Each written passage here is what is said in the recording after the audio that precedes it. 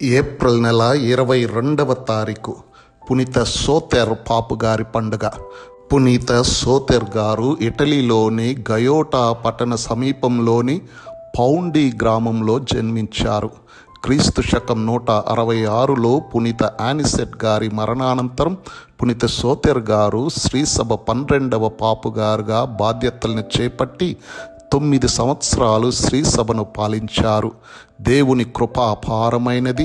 ఎన్నిసార్లైనా మారు మనస్సుతో ప్రభువుని చేరిన వారికి ఆయన కృపావరాలు దండిగా లభిస్తాయని బోధించే శ్రీసభ బోధనలకు వ్యతిరేకంగా ఫ్రీజియా జాతీయుడైన మోంటినస్ అను అతడు దేవుని కృప పరిమితమైనది అంటూ తప్పుడు సిద్ధాంతాలను రేకెత్తించాడు. అతని సిద్ధాంతాలతో కూడిన మోనిటిజం శ్రీసభకు పెద్ద సవాలుగా మారింది. పునీత సోతెర్ పాపు గారు ఈ తప్పుడు సిద్ధాంతాలను ధీటుగా ఎదుర్కొన్నారు. శ్రీసభ సిద్ధాంతాలను వ్యతిరేకించే అట్టి వారిని శ్రీసభ నుండి వెలివేశారు. అభిషక్తులు కాని వారు బలిపీఠంపై ఉండే వస్త్రాలను, ఇతర పవిత్ర వస్తువులను తాకరాదని, బలిపీఠం నుండి బోధన చేయరాదని వీరు శాసనాన్ని కూడా చేశారు.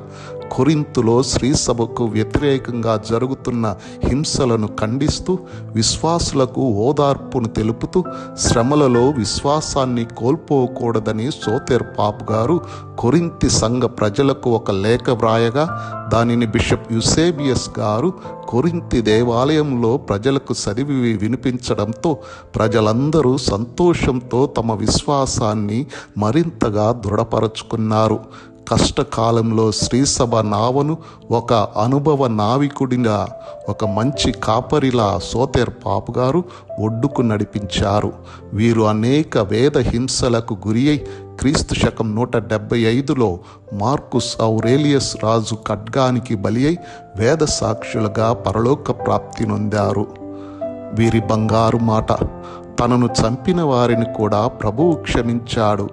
ఆయన ప్రేమ కృపలకు అవధులు లేవు. పునీత సోతెర్ పాపు గారా, మా కొరకు ప్రార్థించండి.